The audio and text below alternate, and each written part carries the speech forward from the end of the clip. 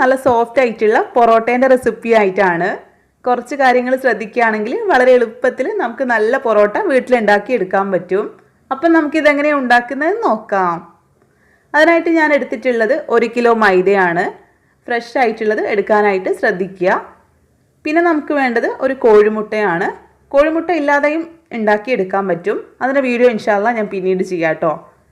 പിന്നെ ഞാൻ എടുത്തിട്ടുള്ളത് 1 ടീസ്പൂൺ ബേക്കിംഗ് പൗഡറാണ്. നിങ്ങളുടെ കയ്യിൽ ബേക്കിംഗ് പൗഡർ ഇല്ലെങ്കിൽ 1/4 ടീസ്പൂൺ ബേക്കിംഗ് സോഡ ചേർത്ത് കൊടുത്താൽ മതി.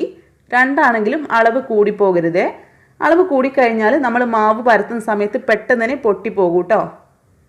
പിന്നെ ഞാൻ ഇതിലേക്കൊരു സീക്രട്ട് ഇൻഗ്രീഡിയൻറ്റ് ചേർക്കുന്നുണ്ട്. അതായത് കോൺഫ്ലോർ ആണ് കേട്ടോ. 4 ടേബിൾ സ്പൂൺ കോൺഫ്ലോർ എടുത്തിട്ടുണ്ട്. നമ്മൾ സാധാരണ കേക്കൊക്കെ സോഫ്റ്റ് ആവാനായിട്ട് കോൺഫ്ലോർ ചേർക്കാറുണ്ട്. അങ്ങനെ ഞാൻ വെറുതെ ഒരു ദിവസം ചേർത്ത് നോക്കിയതാണ്. അപ്പോൾ പൊറോട്ട നന്നായിട്ട് വന്നു. ഇപ്പം ഞാൻ പൊറോട്ട ഉണ്ടാക്കുന്ന സമയത്തൊക്കെ കോൺഫ്ലോർ ചേർക്കാറുണ്ട് കേട്ടോ.